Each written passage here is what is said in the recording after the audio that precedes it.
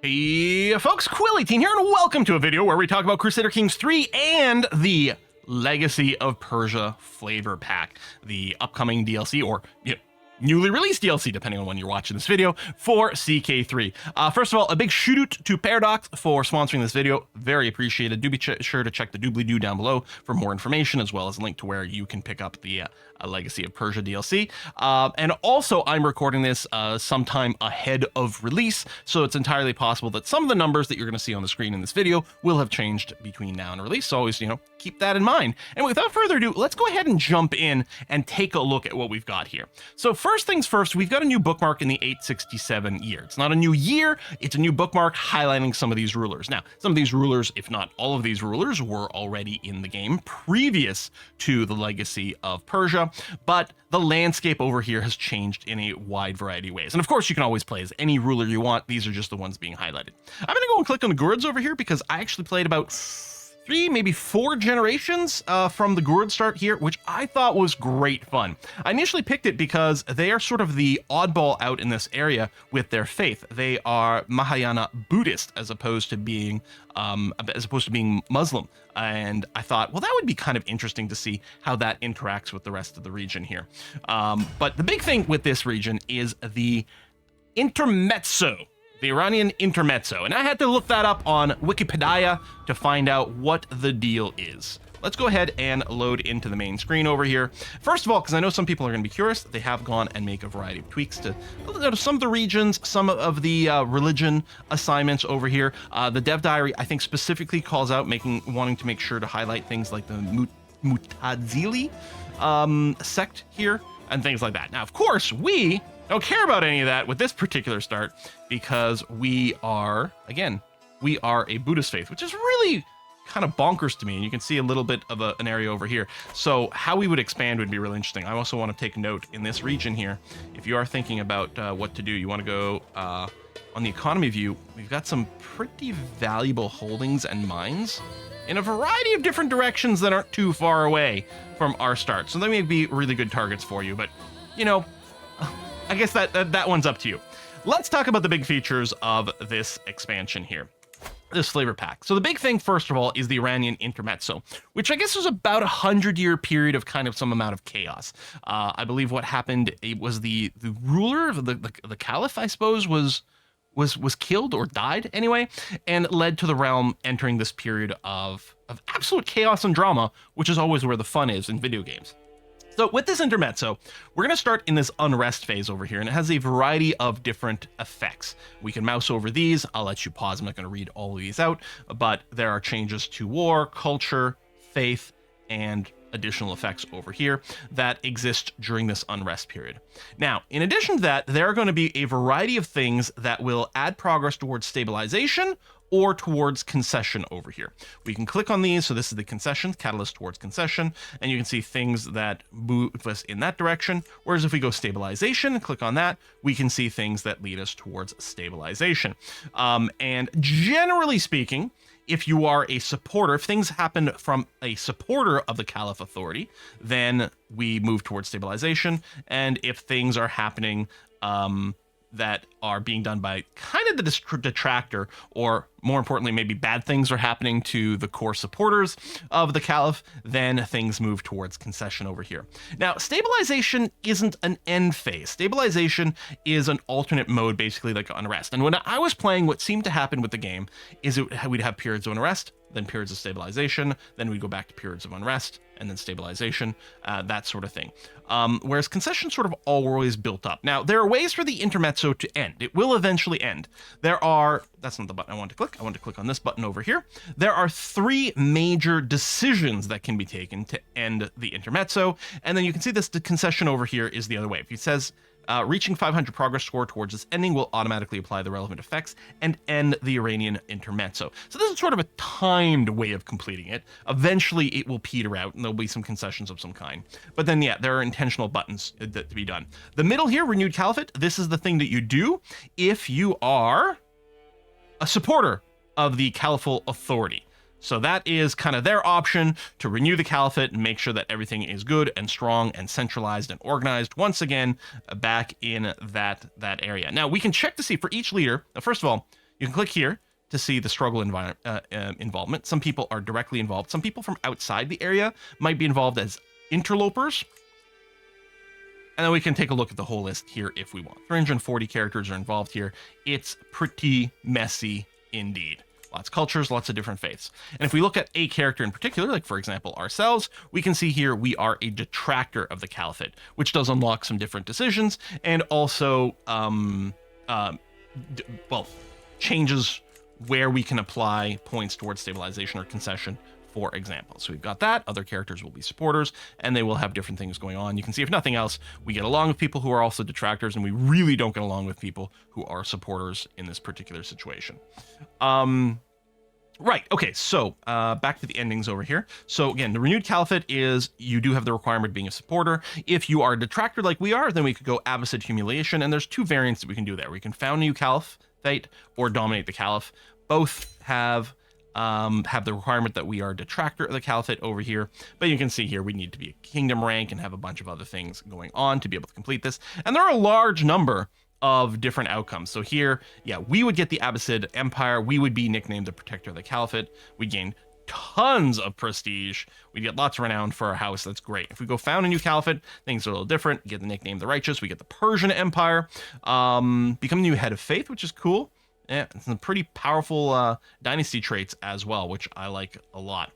And then finally, we've got here the Iranian Resurgence. What's interesting about this is it doesn't care what side you're on. You have to be involved, and you have to have Iranian heritage, but it doesn't need you to be a detractor or a supporter. You have to have a kingdom rank, you have to have a high level of fame, you need to control at least 30% of the territory, and then a few other things over here. But if you do that, you get to be the Flame of Persia, you still found the Persian Empire and get it. Undying loyal army of Iranian soldiers. That's quite a few troops that we've got there. And then again, we get a variety of other bonuses, which are just fantastic. So a lot involved over here with this mechanic. Now, the intermezzo, as far as I understand it from reading the dev diaries, this is part of the Legacy of Persia flavor pack. The next thing we're going to talk about, though, the clan system, is part of the free patch. So with our family here, we have a clan type family, and we have this new House Unity variant. As far as I know, disclaimer, I may be getting some things wrong. My understanding is that the House Unity mechanic here with the clans is going to be part of the free patch. So House Unity is a value that can range from 0 to 200. And it's not one of those things where it's just like, okay, well, here's the good side and here's the bad side. Being low unity or high unity both come with important benefits as well as some penalties. Some amount of penalties, sure. Let's talk about the low side over here. So if we go all the way down with our house unity, our house becomes antagonistic. Our family does not get along. There's just a lot of bitterness internally. You can see few things can spur people like rivalries or jealousy. One better watch your back in this house, or you may find someone attempting to put a knife in it. Now, this sounds real bad. And in fact, it does have one very significant downside. It switches our succession law to antagonistic succession. So our succession, if we go over here in succession and change, our succession over here as a clan works a little bit differently. These 5 different types of succession are a side effect of our unity over here. And antagonistic succession is pretty bad because it basically equally divides our title amongst all our children, which means that when you take over as your new player heir, they're not necessarily going to be that powerful. They're going to be about as equally powerful as all their siblings, for example. So that's obviously real bad. But the strongest part, in my opinion, about going all the way to antagonistic is the ability to have unlimited access to the Invasion CB. Invasion is a very powerful CB, letting you take huge chunks of land in one go. As a clan, we have the ability to do it once per lifetime by default, right? If I were to go and check, let me close everything here, declare wars and click on someone, there you go. We got the Invade Kingdom CB over here, available once per lifetime. However, if we only drop down to competitive, now all of a sudden we can use the Invasion CB every 10 years. And then if we go to antagonistic, it's unlimited access to that. It also, all CBs require a reduced level of fame. We get a 30% discount to our CB cost, which is really, really, really strong. But yeah, house members may challenge the house head in order to take their place. There might be a little bit more chaos, and our succession law sucks. Now, if we look all the way over on the flip side, both friendly and harmonious So friendly here, you can see, cannot use the invasion CB. Friendly and harmonious, once you get into that state, is pretty samey to one another, just with harmonious being much more powerful. The succession law for harmonious, it says your player heir gets the lion's share of the titles. According to Dev Diary, I think they said something like 2/3 of the title will go to your player heir, which is substantial, especially if you have a very big family, which I suppose is very easy to do when you have a ruler that can have multiple spouses, for example. Well, things are going to multiply very quickly. So being in a harmonious state upon your ruler death is going to be pretty darn nice, despite the fact, again, that we can't use the invasion CB.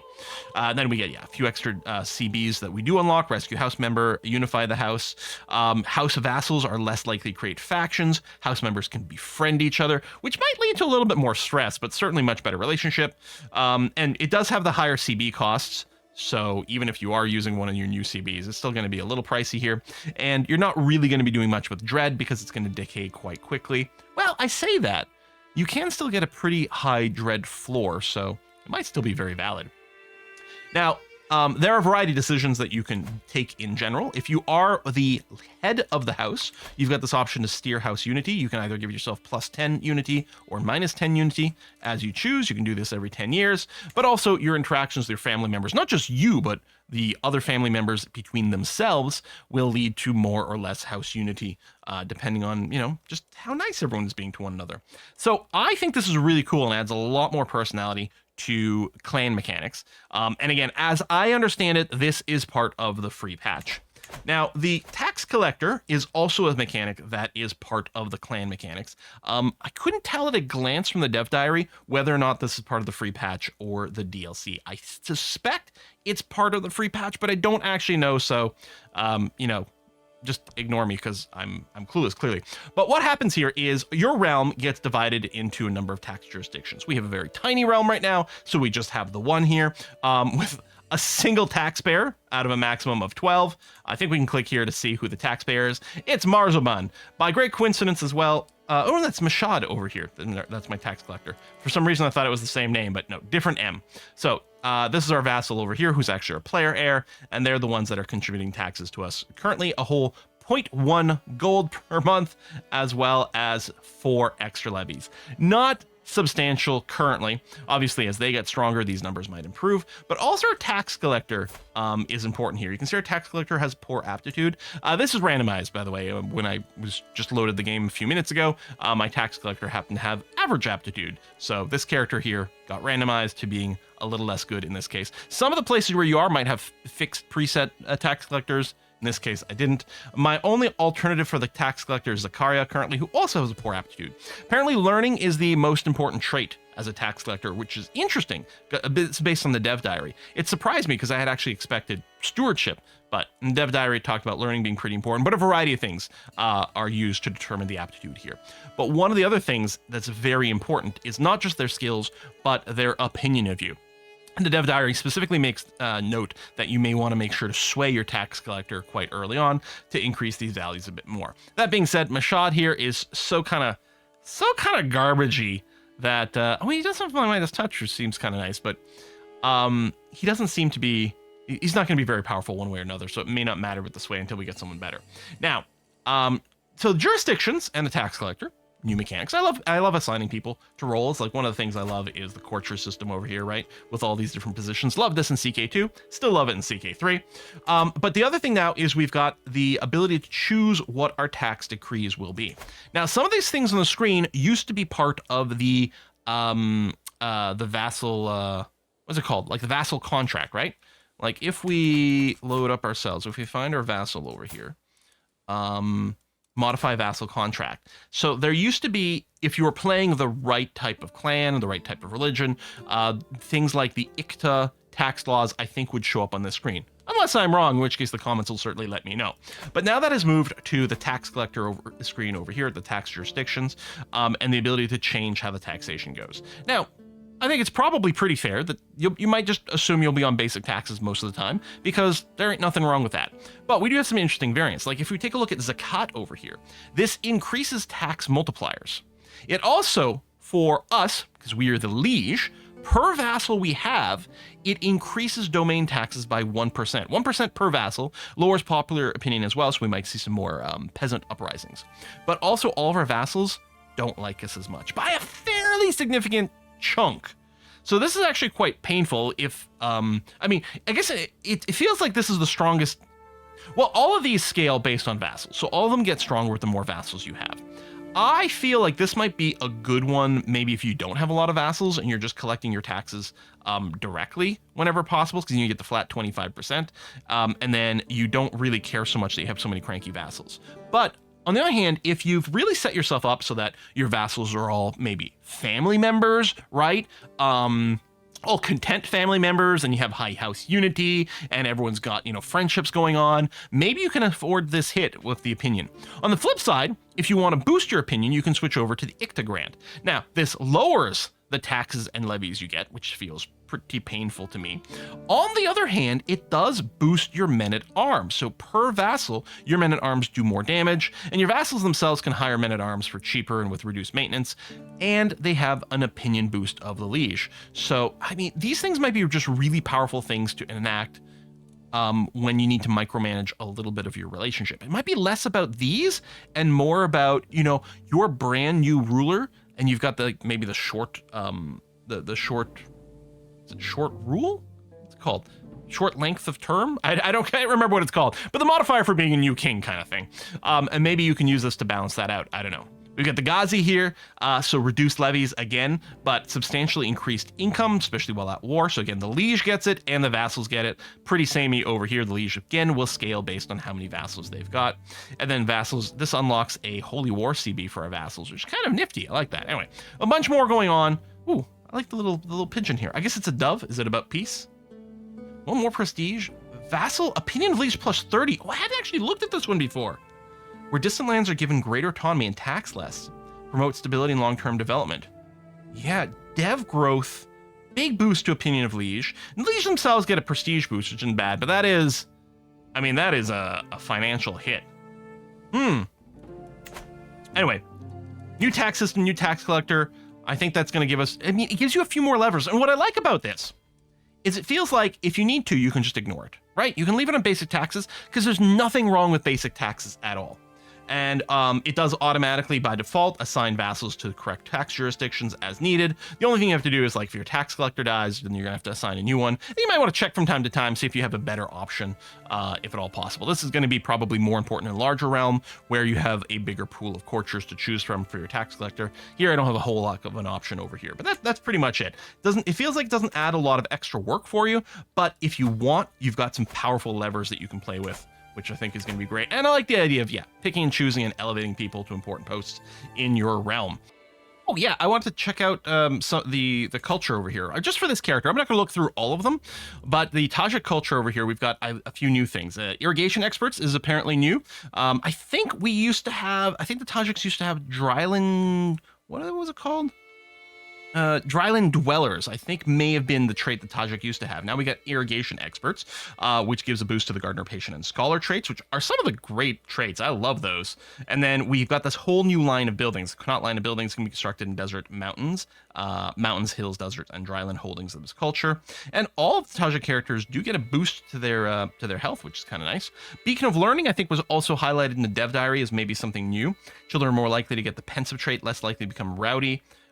So pensive does give you the boost towards stewardship and learning. So when you've got kids, they will preferentially, they'll be better off if they end up with stewardship and learning. So you can see the Beacon of Learning. We clearly have a whole vibe maybe towards the learning specialization. And then, yeah, learning education traits and the scholar trait also gives cultural fascination progress, so that we might get some tech a little bit faster.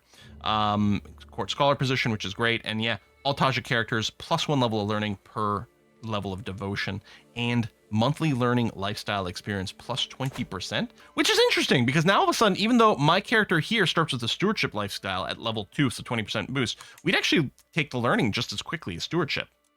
All right, that's actually excellent. I really, really like the learning tree. I don't know if it's the strong. Oh, as I say, I don't know if it's the strongest, but it's pretty darn good. Right, the learn on the job is pretty ridiculous. We get all the pedagogy over here, right? For Wards gain extra skills, become friends. Yeah, there's some really, really good stuff here. Oh, I think the scholar trait, we also have as our culture a big bonus there. So yeah, if you like me, really like doing the learning stuff. I like the events. I like the decisions you get with the learning lifestyle as well. So if that sort of thing appeals to you like it does for me, then this might be an excellent choice for you. Playing as the Tajik here. What's got? Iranian heritage, Iranian language. The aesthetics in there. City keepers, right? Futua, right, this flavors our knights this way. We can spar. Martial education trait is more valued. So, I mean, in a sense, it sort of conflicts with Beacon of Learning. On the other hand, it just means you've got a couple of different options that both have good benefits. So you could alternate Craven and Content. Content to look down upon. That's a shame. Because obviously, we really like our vassals to have the Content trait. What else can I see for some of my neighbors? If we go and just switch characters real quick. Let's switch over to this fella, who was the coppersmith, right? He's great history, this character. Great story going on. What are you? So you've got the Persian culture built in. You got Futoa. You got the Beacon of Learning, irrigation experts, garden architects. Very nice. And enlightened magnates. Oh, yes, with the poet trait and everything going on. So we still have the Beacon of Learning and the Futoa combination, so that both martial and learning are pretty highly valued in the realm. What kind of traits do you start with? Quite a lot. You're a distractor. Yes, you are disfigured. Took a sword to the face, apparently, is the history of this character. Aspiring Blade Master. Apparently not good enough yet. Hopefully you can build it over time. You start at 27. Okay, you don't take a health hit from disfigured, huh? You do get a fertility decrease. And the diplomacy hit really does hurt, but yeah, 21 strength, ambitious, brave, temperate. What excellent traits. Do start off unmarried. A lot of the characters here do seem to start off unmarried. Well, this character does apparently start in a war as well. Embrace Zoroastrianism. Interesting. One of the characters in the starting area, I don't know who, is apparently a secret Zoroastrist. If we go and pop back to the main menu and new game, I think it's Rostam.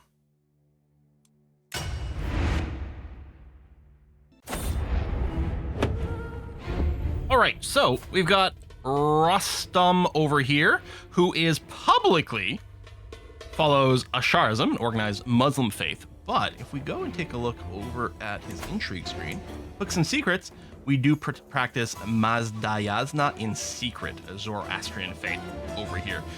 We consider them evil. I mean, so presumably the issue would be if we were to go and make this an open belief, we would be in a tricksy position because everyone else around us would probably hate us pretty badly for it, which is a little scary if it ever gets out, but it'll also be fun, I suspect, to do a run where we do openly convert at some point, and then, you know, just fight our way into some sort of Zoroastrian dominance in this area. Ooh. Ooh, shiny sword! Holy cow! 14% more knight effectiveness as well? That's really good. Does it not include... It doesn't actually give us any combat prowess. Yeah, I guess it's just a ceremonial sword for looks, but still, that is really cool looking.